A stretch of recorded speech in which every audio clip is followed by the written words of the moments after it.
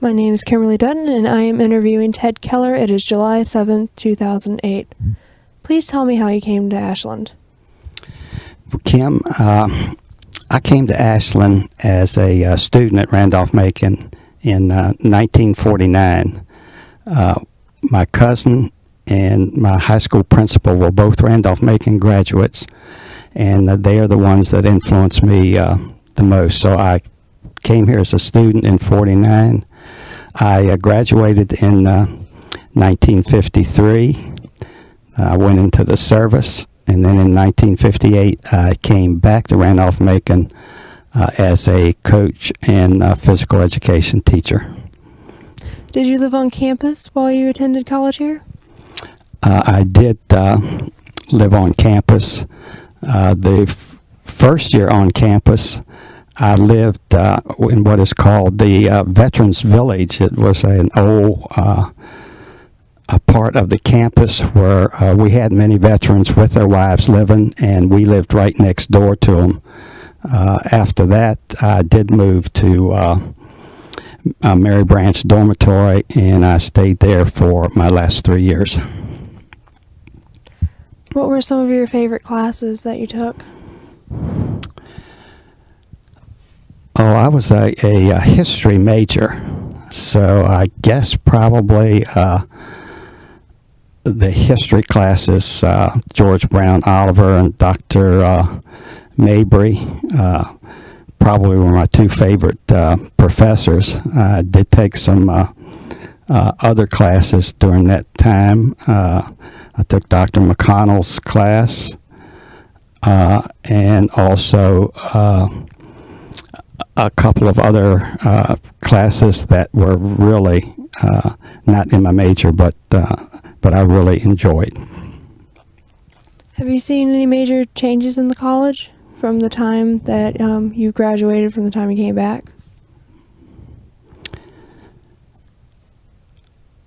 The major changes, I think, probably, well, one thing I can tell you, I coached and taught here for 40-some plus years, and I went through 5 presidents. So that was I guess, one of the changes as far as I was concerned, dealing with the different presidents and, their different personalities. But I guess the biggest change was the fact that we started off small, probably 500 or 600 students when I was here. Right now we're at 1150, I believe, and the building has just been tremendous. We used to have what I call a lot of grass on campus, and now I guess it's mostly bricks and mortars. The buildings are really very, very nice, and we have some great facilities now as compared to a long time ago. What were some of your favorite things to do when you were a student here? Well, I was an athlete, and I played football and baseball, and I played 4 years of each. So that took up a lot of time. Athletics I joined the Kappa Alpha fraternity, and so that took up some time, and I really enjoyed that because we had probably the best house on campus, and I enjoyed playing tennis in my off time because that helped me get in shape. Of course, all the other things, we would date on weekends and do a lot of traveling to other schools and so forth. But my experience at Randolph-Macon was really great, and I'm glad I came to a small college. What did you think about the town when you were here at college? Well, the town was very, very small. And I'm not sure of the population, but I suspect it was probably at that time between 1,500 and 2,000 people. Of course, you could walk downtown. It was very, very close. Maybe one grocery store and maybe a couple of pharmacies and a couple of restaurants. That's all we had at that time. Compared to now, which you don't even have to go into Richmond. You can just get about everything you want locally. But the town was small, but we had a lot of friends, I would say, in town, especially friends that were connected to athletics. And I enjoyed getting together with them socially and have them come to the games.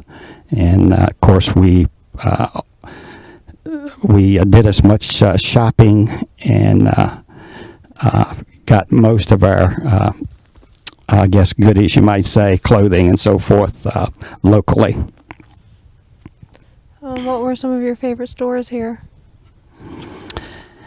Well, Barnes Drug Store, which everybody knows. And one of our biggest supporters at that time was a person who owned Barnes Drug Store for a long time. That was Tom Bishop.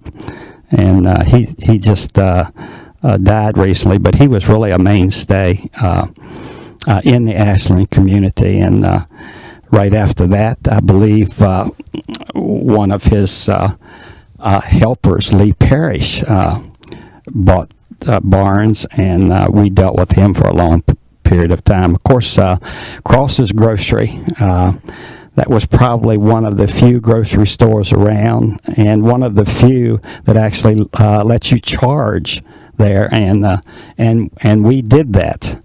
So that was quite a different situation at that time. But we tried to deal locally as much as we could. There was Flowers gas station, which was located on the main drag, and the owner of that eventually came to work for me at Randolph-Macon and worked in the athletic department. And that was Billy Flowers. And there were several other local people who owned gas stations around that we dealt with, but we did try to deal as much locally as we could. What do you think about the relationship between the town and the college? Well, I guess depends on whether you're talking about way back then or now.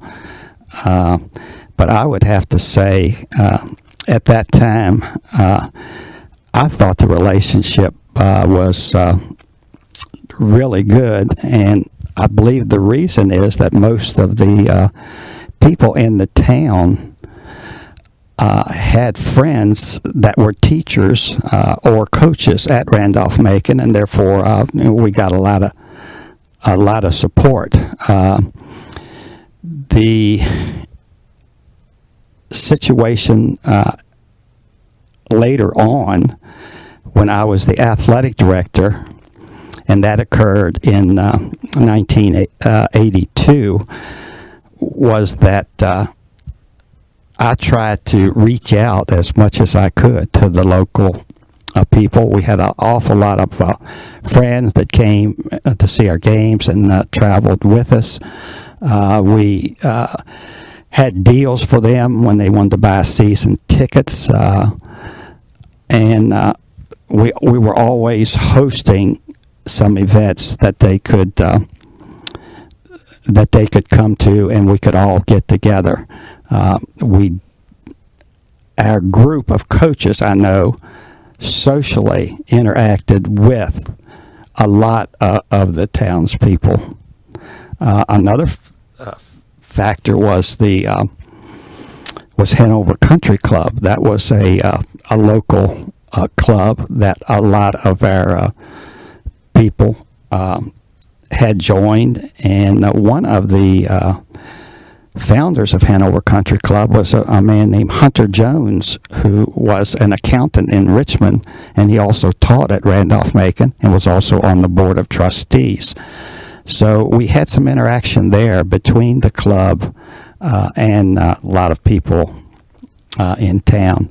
In fact, at that time, I'd like to say I was associated with three groups: Randolph-Macon College, the country club set, and also the townspeople. So there were a lot of things that I could do and go to during the school year. And my wife and I tried to do a lot of things that interact with the local group. Do you have any fond memories of the country club?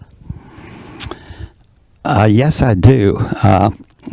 When the club first started, it was only 9 holes of golf. And you played 2 sets of tees to get your 18 holes. And over a period of years, it finally developed into 18 holes. And we have, I think, gone to many, many social events out there, which were very nice, including New Year's Eve dance and Christmas parties and things of that nature. And right now,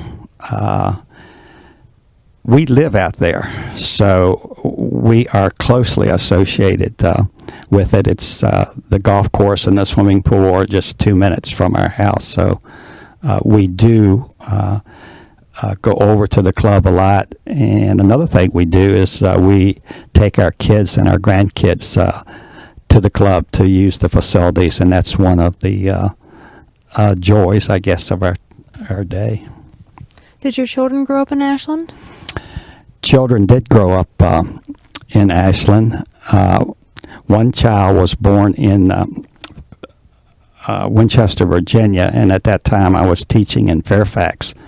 And I taught for a couple of years and then came to Randolph-Macon in 1958. And then the second child was born in Ashland.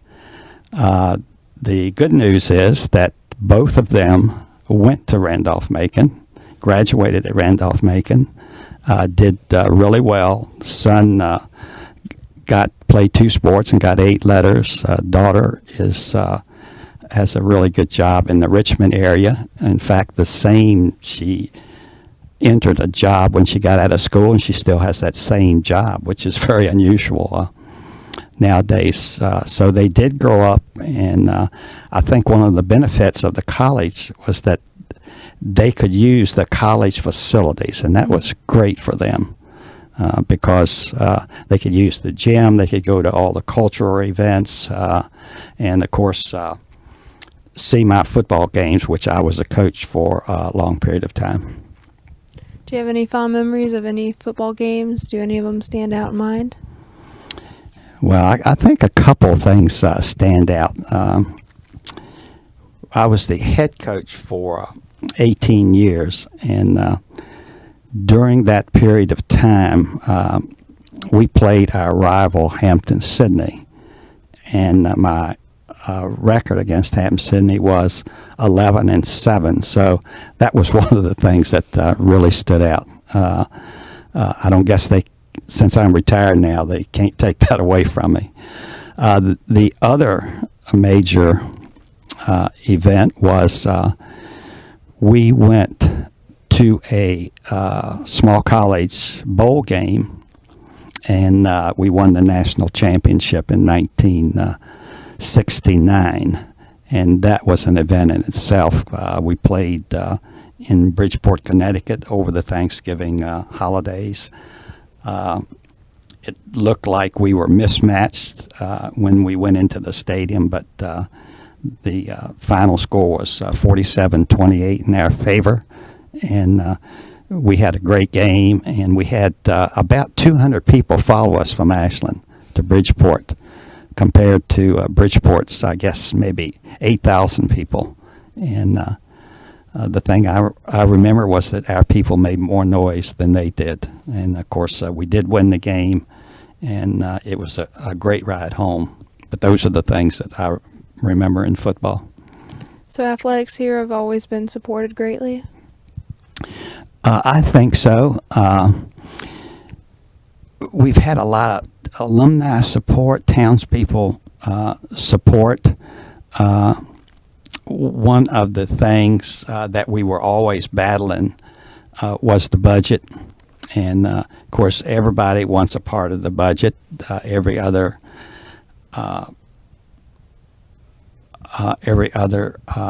department on the campus. And that was always a problem, getting enough money.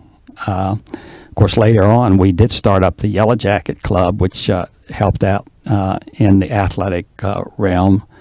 But early on, you had to fight for everything that you got, and of course, getting people in school and getting them financial aid. That was also a battle sometimes. But I guess if you work hard at it, eventually, you'll get most of what you want, and then you gotta deal with that. You got to play with what you have and do the best you can, and that's what we tried to do.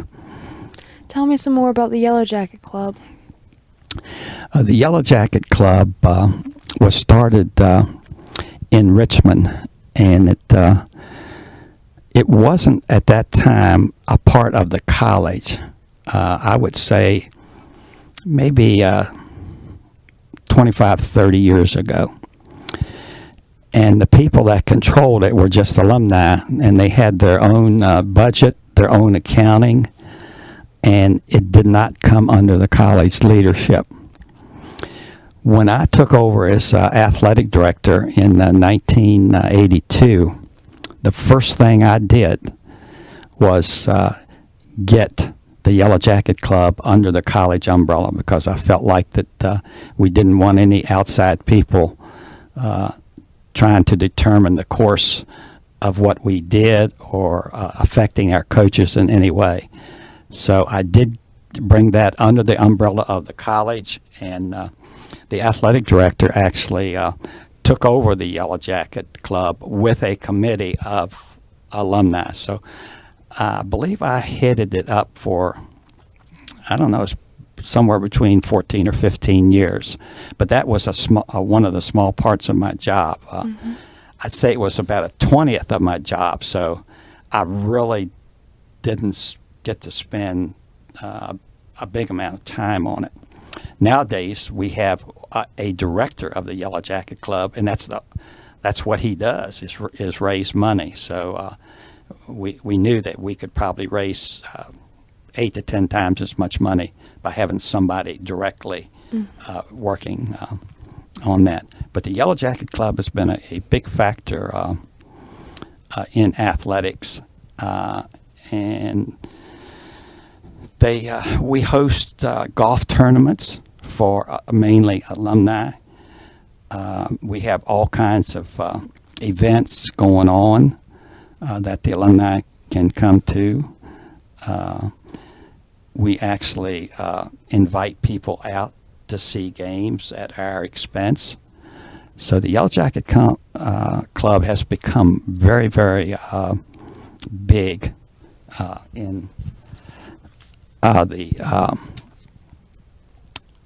the situation here in Randolph-Macon athletics. And right now, Jeff Burns is the director of the Yellow Jacket Club, and since he has taken over that a couple years ago, it has grown tremendously, and we're looking for great things from him and the club in the next years or so. Have you seen any other major changes in athletics over the years? Well, of course, the biggest change is that we took in women, and that was in 1971. Now, I was the football coach at that time, and the athletic director was Hugh Stevens. Women came into the picture at that time, and of course, what that did is it meant that we had to take all the money that we had, put a little extra to it, and divide it up between the men and the women. And it was a real slow start. I think we started out with maybe one sport, and then we added another one, and then we added a couple more. So it took us a while to do that, and then we got into the Old Dominion Athletic Conference in 1976, I believe.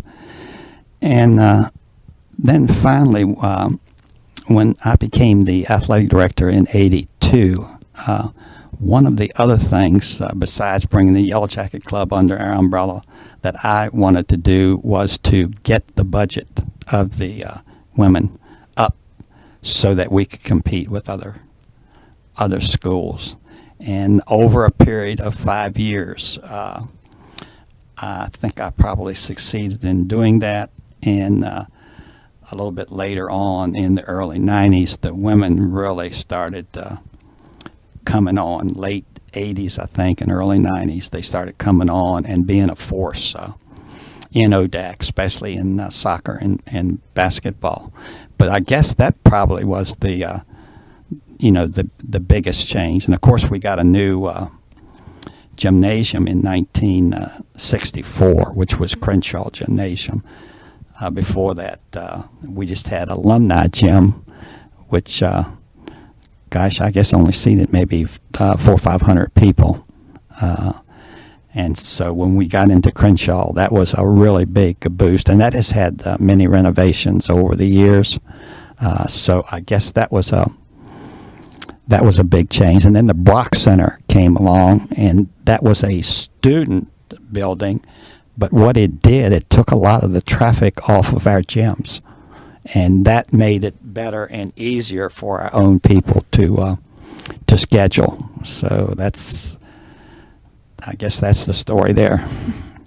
Did the male students originally have a problem with the female students coming in? I don't believe they did. In fact, I think they probably enjoyed it. I think we had maybe 50 or 60 the first year because we got started late. But I think after that, the male students probably really enjoyed it.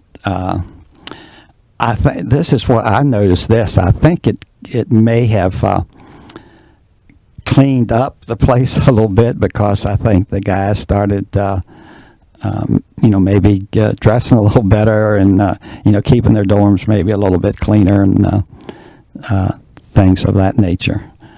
I think I will say this, one of the problems we had was space. Mm-hmm. And since I was the AD, it really was my problem, and I had to handle it. But we now have more teams, but the same amount of space. And we had got volleyball in the gym, women's basketball in the gym, besides men's basketball, which had always been in the gym. And that kind of created a problem in that we had to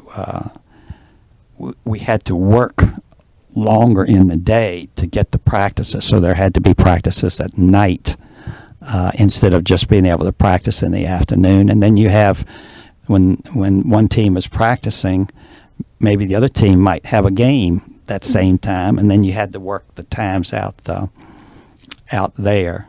And then we did get some new fields later on, whereas some teams were practicing.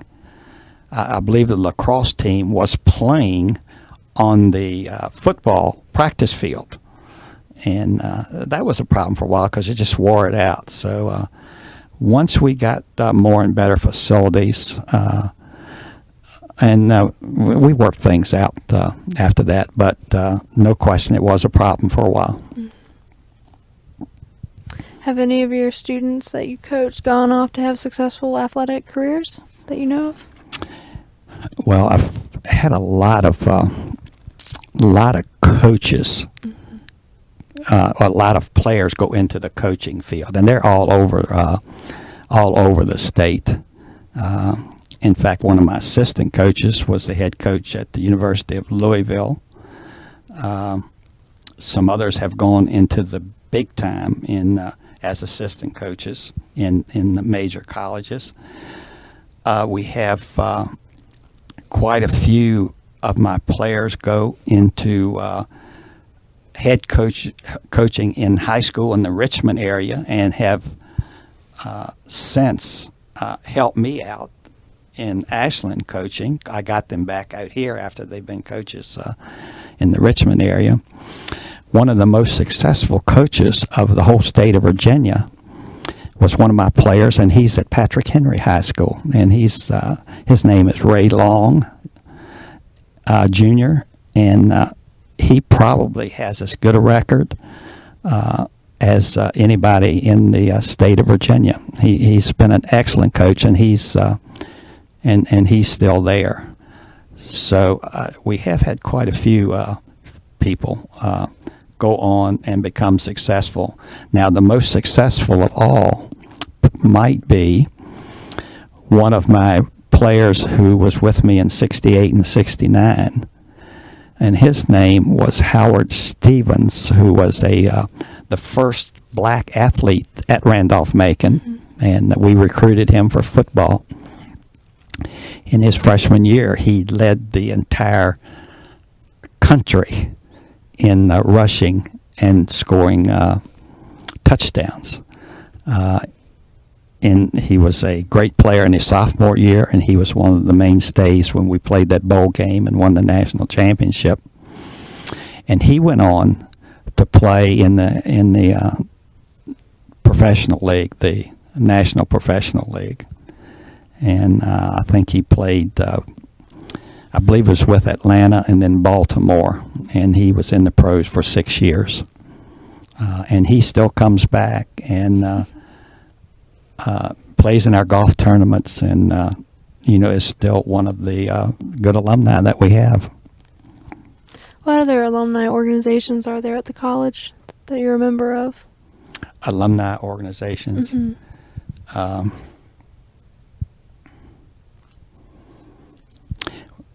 Well, I'm a member of the Boynton Society. That's the new name for the old grads.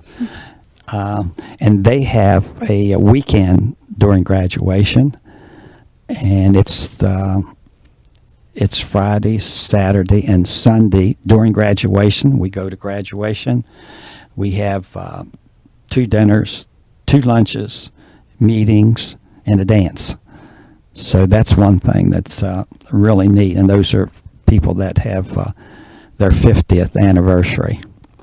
So they are, that organization is very good, and we feel like that's probably one of the best things we do right now in college. Do you see a lot of your old college friends at these meetings? I do. And sometimes I don't remember their names.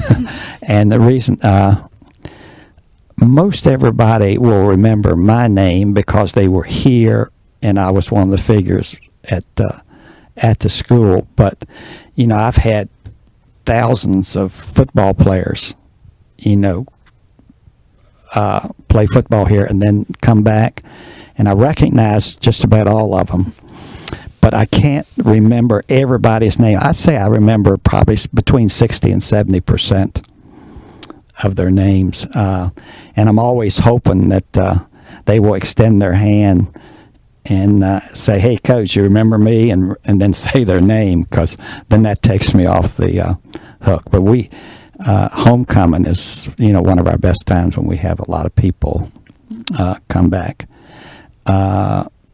And we have special events too. The other event is the Hall of Fame, when a lot of people come back. And I am a member of the initial class of the Randolph-Macon Hall of Fame. And I'm also on that on the selection committee, which chooses the Hall of Fame. So we have a couple meetings a year. And these people come back at a dinner and are elected into the Hall of Fame. And usually there's a crowd between 200 and 300 people, and I see a lot of people then. But I'm over at the college quite a bit, and I see a lot of people. What do you think is the most important thing about the college?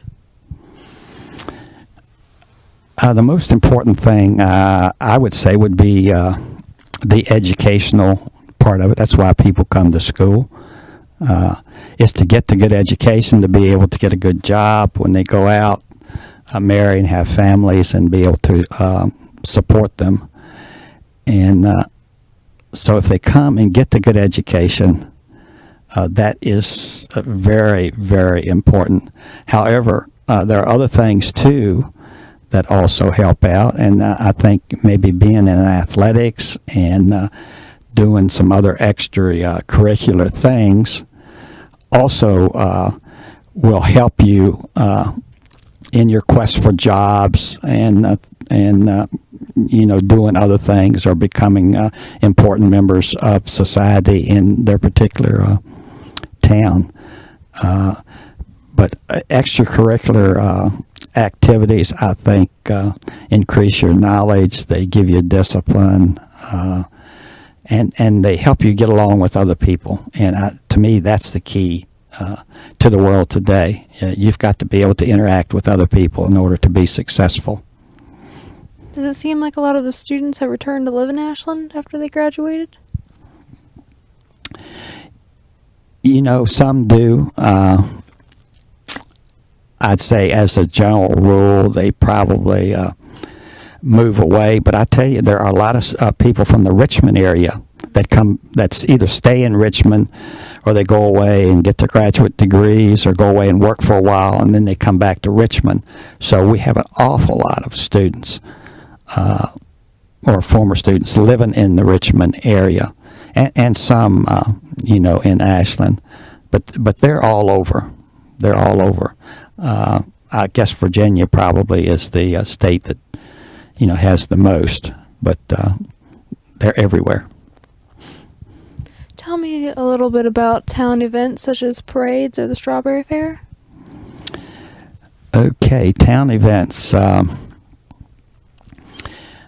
know there's a 4th of July parade that just anybody can get in, and we have marched in that before with our grandchildren. So that is something that we enjoy doing. And, of course, we walk and they ride bikes, and then they go up and down, I guess, the railroad tracks on the street. And they end up, really having a good time. That is one of the things. Another thing, the Strawberry Fair. I was heavily involved in the Strawberry Fair early on by my position as athletic director. When the Strawberry Fair first started out, I think they came to Randolph-Macon and asked if they could use our facilities to have it. Well, the first years, Strawberry Fair was held on the athletic fields. And what we did is that we let them have it on the practice fields. Of course, the Brock Center wasn't there at the time, so we had all that grassy area. We did not allow them to get on the main football field because we played football just a couple months after that. But it was quite a task trying to, keep people off of the areas that we wanted to preserve. But it was on our fields, and I dealt with the town in regard to that because I was in charge of the fields. And it wore our fields out somewhat. We barely got them back in the fall, but we did interact with them in regard to this. And, of course, now it is held all through the campus, and a lot of it is on the street, which, you don't beat the grass up, so much when you have a lot of people, walking on it. But this thing started small, and it has gotten larger and larger all the time. And I think now Randolph-Macon itself has quite a few booths. There's some athletic booths, and maybe the bookstore has something, and there's just a lot of things that we actually put out on the street in regard to this. But then it did move off of the athletic fields, which I felt like was a good thing. Other things that we have interacted with the town, and I can think of one right offhand, is that it was around Christmas time, and there was a charity ball that was held in Crenshaw Gym, and this was a black tie affair, and it was big time. And I dealt with some local people in regard to that, since the gym was under my control, and we got the dates for it and made sure everything was set up and all of that. That had a lot of town people involved in it, and in fact it was mainly local people who came to this charity ball, and in fact my wife and I went to it quite a few times, and that was a big event where we interacted with the townspeople. So we did a lot of that, especially during the time when I was the athletic director, because that's when I had charge of different places which other people wanted to use, and so we had to set all those things up, so forth. Do you know of any other charity events that have taken place in the town?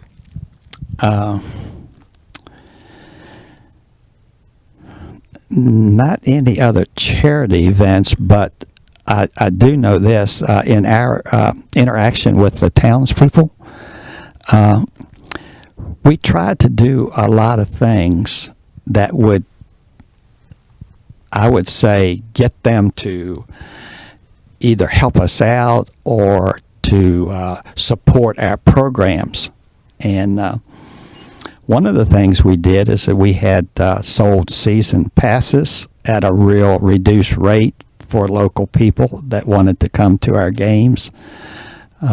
We offered them different events that they could come to free. The Yellow Jacket Club started having things on weekends during football or basketball or soccer games that that they could come to. So we tried to do a lot of things, not all of them that the townspeople had to pay for in order to gain their support. Now we had golf tournaments, and right now we have a Yellow Jacket Club golf tournament, which is held in May, and we have a full field of 144 players, most of them being Randolph-Macon alumni or townspeople.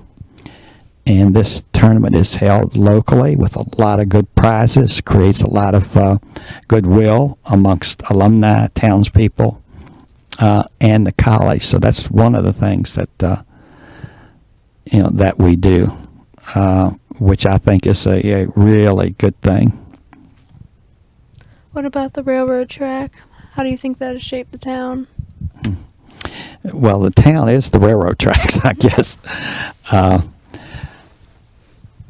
know the railroad tracks really used to affect graduation some, because it seemed like when the speaker would get into an important part of his speech, it seemed like a train always came by, because it was held outdoors right on the tracks. Now that has recently changed, and it's not quite as bad, but I think Randolph-Macon is noted for the school that the train tracks run right through town, and that's one of our signatures. And I personally would not like to have that changed, even though sometimes I get stopped twice a day when I'm going back and forth to my home. But that's not too much to endure, I guess. But the tracks are a signature, and I think they belong here, and I hope that the train will keep running. Do you ride the train often? Very seldom. Very seldom. Yeah, we usually go by car. Do you know of any interesting characters that have stepped off the train? Any strange visitors?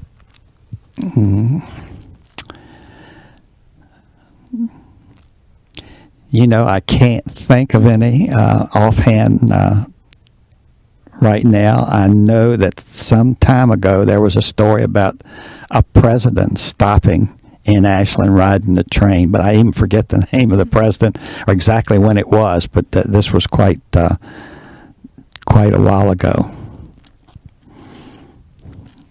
What do you feel about Ashland being the center of the universe? I think that's great. One of my personal friends was Dick Gillis, who was the person who was the mayor of Ashland, and he's the person who set that title, I guess, for Ashland. But it's something that people can hang on to, and when you're talking to people, a lot of times, I hear you're in the center of the universe. How do you feel about that? Well, I always tell them I think that's great. But it's something that a title is given to Ashland that people can remember. It has stuck, and I hope it continues to stick. Who do you think are Ashland's most colorful characters? Well, I can think of two. Now, this is over a period of time, but I can think of two. One was this was a long time ago in the 50s, was a little black boy, and his name was Snookums, and he was here when I was going to school, and he was here a little bit when I came back. But he wore a Randolph-Macon beanie, which all the freshmen had to wear during that early period of time. And they wore it until they beat Hampton-Sydney in football. Or if they didn't, then they had to wear it the rest of the semester. But Snookums always had a beanie. And he was one of the, favorites of the people. Is at every game, I believe he worked or was around a barber shop in Ashland. That was his home, so to speak. And he was one of the most colorful people around. Everybody knew Snookums. He was always doing something funny or unusual at the games. And he was really a character. The other was a person named With White, who was, I don't know whether a lot of people knew him, but the athletic fraternity on campus was the Commons Club. Those are people that didn't belong to fraternities, and they belonged to the Commons Club. And With was one of the people at the Commons Club who was always running errands and doing things for them. Kind of an errand boy. And he's another person who always was doing something either unusual, funny, and sometimes bad. But those two people, I guess, were the two that I remember most. What are the major gathering places in Ashland? Well, I would say Randolph-Macon College is one of the major gathering places. At basketball and football games, the Brock Center, of course, the church. There are quite a few churches in the Ashland area. Those are major gathering places.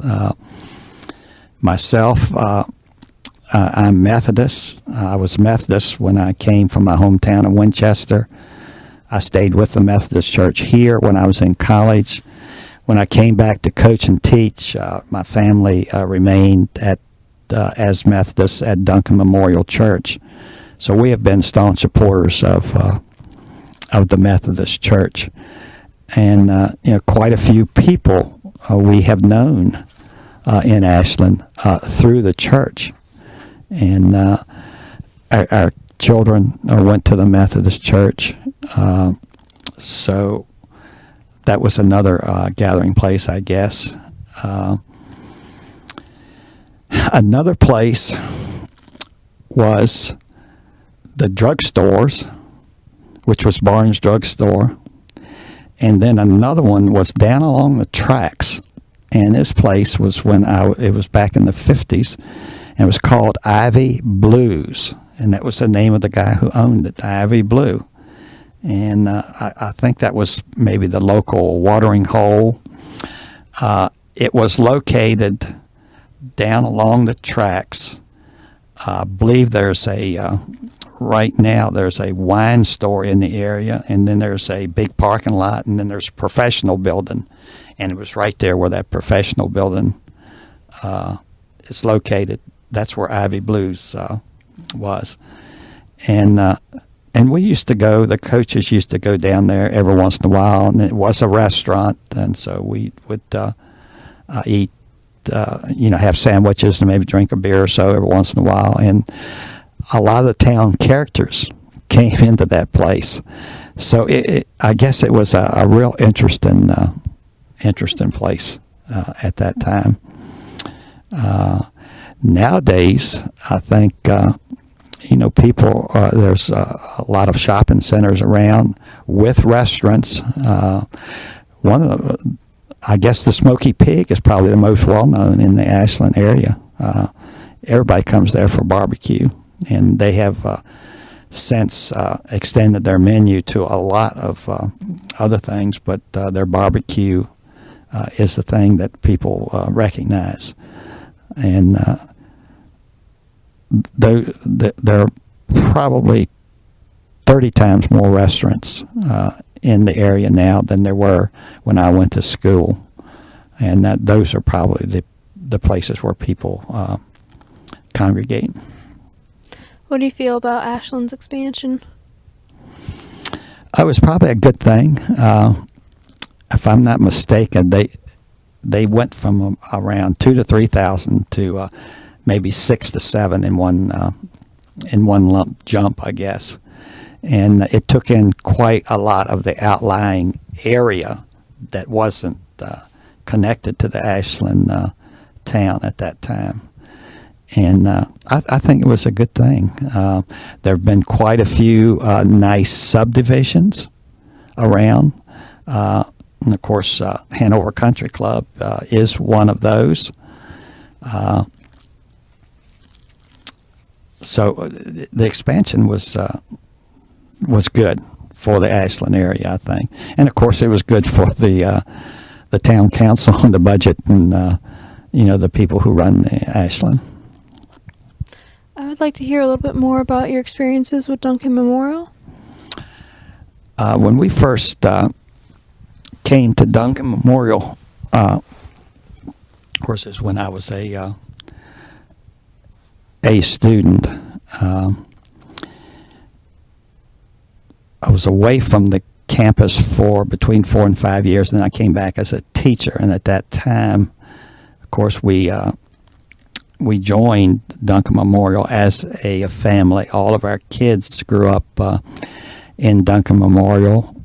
We, I guess, went through maybe 8 or 9 pastors, some of which we thought were very good. We socialized with them.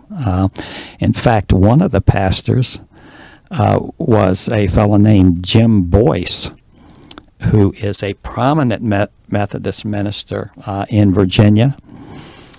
And he was a fraternity brother of mine, so that's our association there. And now, all of a sudden, he becomes our minister. And so I think he was one of the best that we've ever had. But we have had really good pastors at Duncan Memorial. We are heavily involved with the church. My wife and I started up maybe 6-8 years ago an organization for seniors called the Prime Timers. and we have probably 6 or 7 social events during the year. We have a group of about maybe 80 people. We go over to the Ashland Convalescence Center and hold a bingo game for them once a month. So, we do things outside of the social realm. Of course, I'm an usher. We help with communion. Our grandkids go to Duncan Memorial. And as I said before, we are heavily involved, and my wife does a few other things that are connected with the a church also. So it is our church, and we just love going on Sundays and seeing the people, and we do socialize a lot too with the people that at our church. What kinds of other events do take place at the church? Other events Or activities?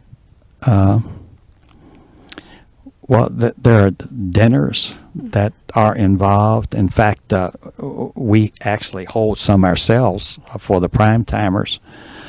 But on Wednesday nights, they have dinners, and then I think they have a class for that.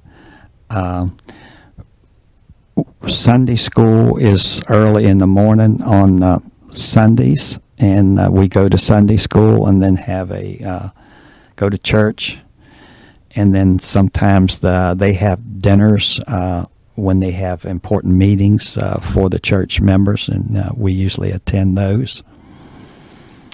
Another thing we do for the church is that we have some youth groups that on special nights they are going to have some meetings, and we actually will go over and prepare dinner for them. So we'll get another couple from the church, and 4 of us will go over, and we'll prepare a dinner. Usually something easy, lasagna, spaghetti, something like that, salad, drink, dessert. And we'll have 15, 20 people there, and we'll actually serve it, and then clean up, of course. But and we also eat what's left over afterwards, which would be a little social event between the couples. So we do many things of that nature, and they're scattered, all throughout the year. There is a Christmas pageant at the church, which we attend because the grandchildren are in the pageant. So there are numerous things that go on that we do attend since we are heavily involved. What do you feel about your church's role in the community? I think the church plays a role. Not only is it a social role and a religious role, but it also plays a role in helping other people. For instance, one of our prime, couples in the church. No, there's 2 or 3 people. I guess 2 or 3 couples, and they are heavily involved in an organization which is right down the street from us called ACES, and it is our people in the church that actually, I guess you would say, run ACES. And they help so many people that are indigent, poor, can't find places to live, need food, need clothes.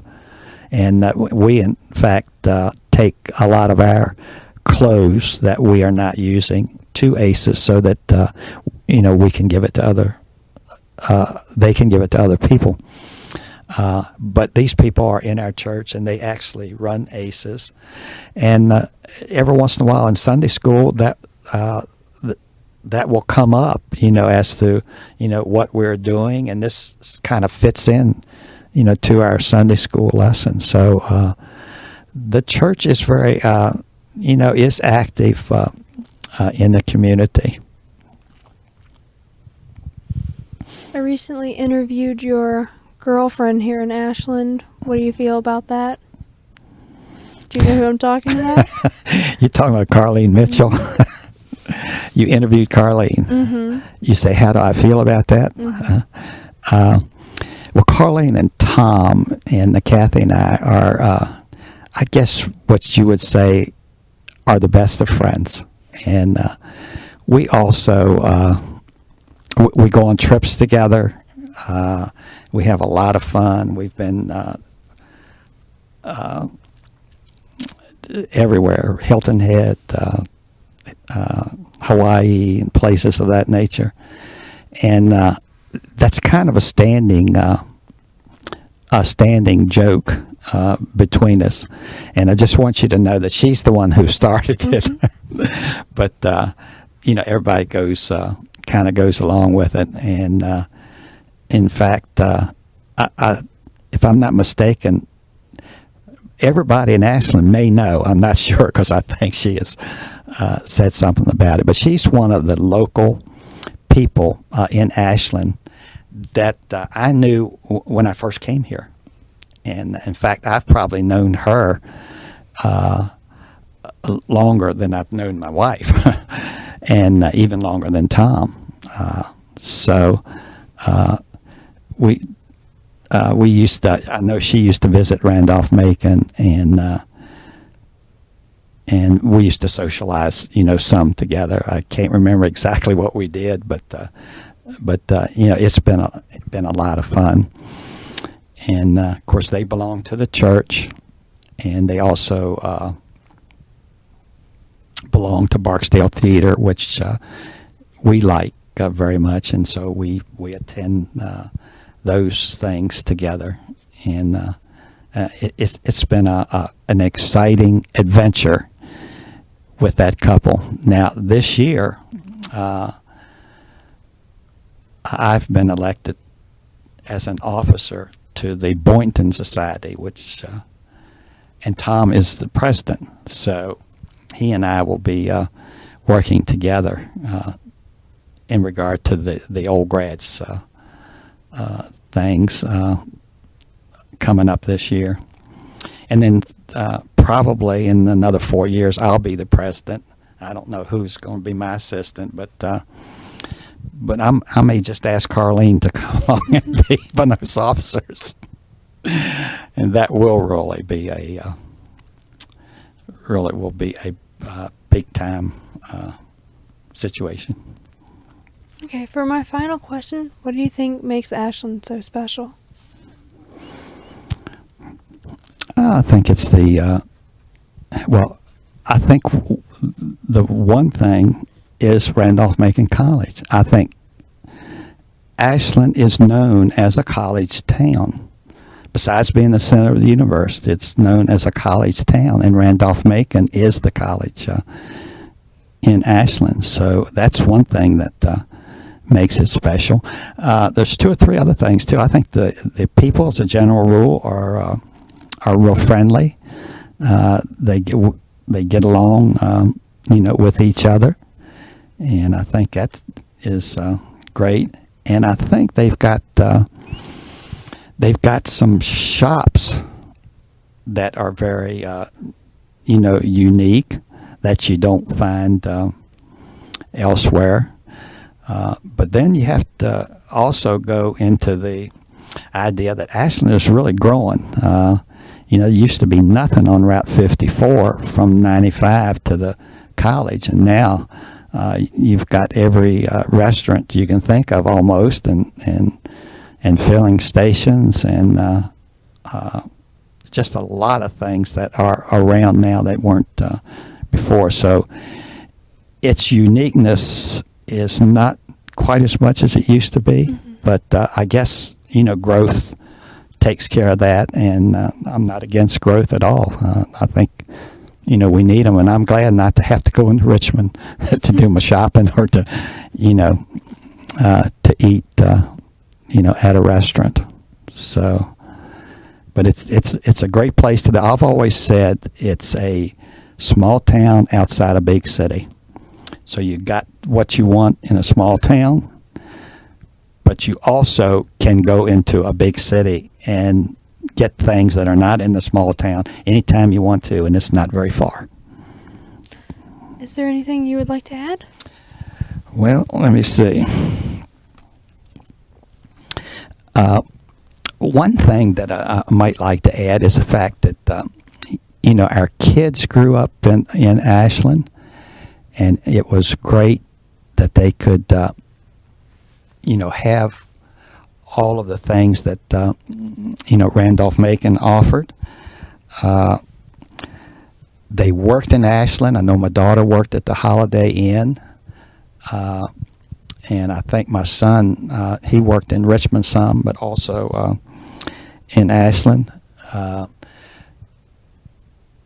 They played in Ashland. I know the summer youth leagues. There's a little league in Ashland. My son belonged to that. I helped coach it, and I was also the commissioner of the minor leagues in Ashland, and those were the little teeny guys, the 7 and 8 year olds, and I enjoyed the interaction there with all the parents, and so forth. So there were a lot of things that that our kids did. I thought that was really neat. One more thing too, our interaction with the people in the town. Being a coach, I did get to speak at a lot of high schools, so I did interact with a lot of people there, and especially with local coaches. There were 2 local coaches that I especially remember. One is Lou Flanagan, who is a big-time realtor in the Ashland area, and he was the basketball coach at Patrick Henry, and he lives out at Hanover Country Club, and that's where I live, so I interacted a lot with him and still do. And, of course, the other is Ray Long, who is still the coach at Patrick Henry and was one of my favorite players and good friends. Local theater, it's a shame that they don't have the theater now, because I know the students would enjoy it. I think back then when we had the opportunity to go to the theater, I'm not sure what admission was, but it was probably a quarter or 50 cents or something like that. And that was great for townspeople and students. They could afford it, and they could, they could walk and so forth. And that is one thing I think that we really miss. And then we interacted a lot at the school with the radio station, which broadcast our basketball and football games, and namely Jay Pace, who was with the Herald Progress, and P.K. Perrin, who was alumnus of the college, and he also helped call the football games along with Jay. But we did have a lot of interaction with them. And I guess that's about it. We've enjoyed living in Ashland. I had thought about going back to my hometown of Winchester, Virginia, which is a great town, to retire. But since all of our kids are in the area, and all of our grandkids are in the area, and we do have 10 grandkids and 1 great-grandkid, and they're all here right now, but one who is in Florida. It's just hard to leave and get away from them. So we're very happy to be here, and my wife Kathy and I really enjoy all of the things that we participate in, the church, Randolph-Macon Country Club, and, seeing the townspeople. Thank you very much.